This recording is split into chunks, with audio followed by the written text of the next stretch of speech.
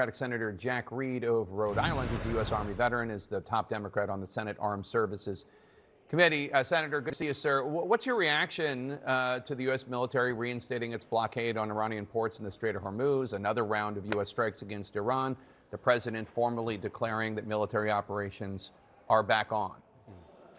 Well, this is one of multiple times which the president has said we have settled the fighting, and to announce a few days later that we're fighting again. This whole situation is beyond, I think, his control at the moment in terms of some either diplomatic or military solution.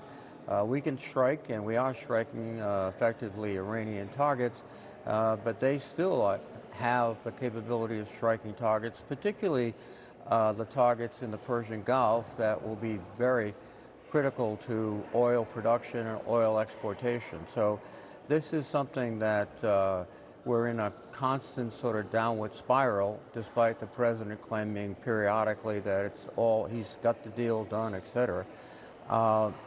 And this is causing tremendous havoc in the world economy, particularly oil markets. So, you know, again, how many times we've heard him say, I've settled this, no one else could settle it like I did, etc.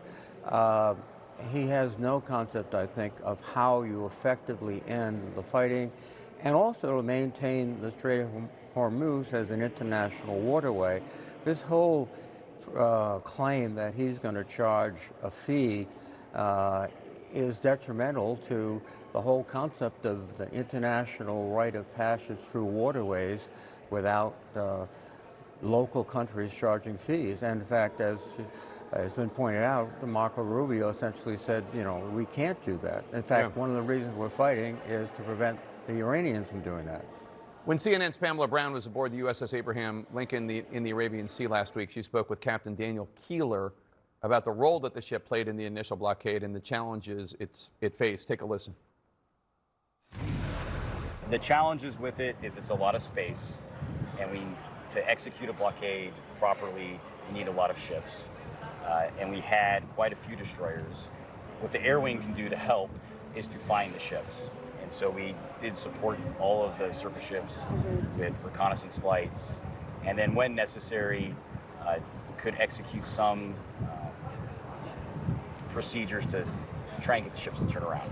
And or disable the ship if it doesn't. And yeah, we know that's happened. A few rare circumstances when vessels would not comply with the direction to turn around.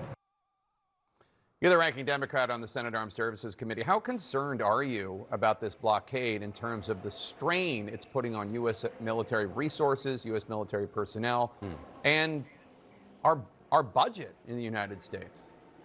No, this is a tremendous impact on our readiness across the globe, on our posture across the globe. We have taken equipment, particularly precision weapons, out of the Pacific, which is something the Chinese seem to like.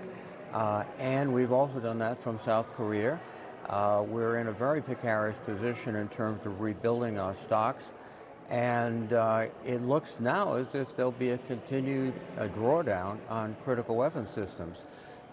This is a very expensive operation, and it's detracting from other positions we have in the world. Democratic Senator Jack Reed of Rhode Island, thank you, and thank you for your service as always. We're going to continue to follow the latest from the White House tonight.